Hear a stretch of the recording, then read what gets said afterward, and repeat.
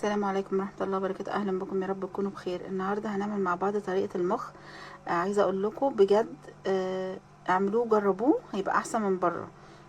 طريقة تحفة جدا. زي ما احنا شايفين كده، احنا عايزين مخ عجل، وعايزين كمان بقسماط ودقيق عشان طبعا، وتوابل وبصلاية بس. ودلوقتي بقى هنجيب لتر مية مغلية وهنحط فيها المخ، وبعد كده نطلع المخ على ميه، نديله صدمه كده ميه بتلج.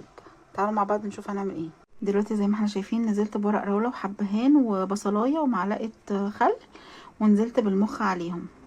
دلوقتي هنسيبه من 4 ل5 دقايق كده. بعد ال5 دقايق حطيت المخ، طلعته في ميه بتلج زي ما احنا شايفين كده. دلوقتي بقى هطلعه اقطعه زي ما انتوا حابين، ممكن مكعبات زي ما انتوا حابين تقطعوه ازاي، او شرايح كده. زي ما احنا شايفين حطينا على المخ ملح وفلفل وكمان كمون، وحطيت توم باودر، وكمان حطيت رشة زي ما احنا شايفين كده شطة.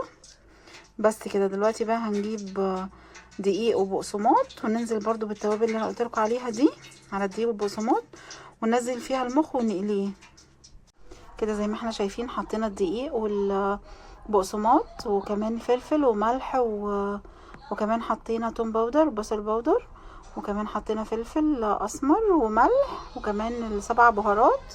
وكمان هحط دلوقتي رشة كمون صغيرة كده زي ما احنا شايفين كده. بس كده هنقلب كل المكونات دي وننزل عليها بالمخ زي ما احنا شايفين كده. احنا بصوا حطينا طبعا المخ. دلوقتي بقى زي ما احنا شايفين كده بالراحة، نتعامل معاه بالراحة، وبعد كده نحطه في زيت غزير يكون سخن ونقليه بس.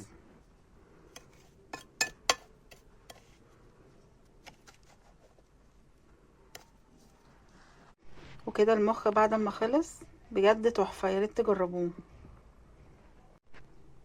وكده زي ما قلت لكم ممكن نحط طحينة ونعمله سندوتشات زي كده، بجد بيطلع تحفة زي بره. يا ريت تجربوه.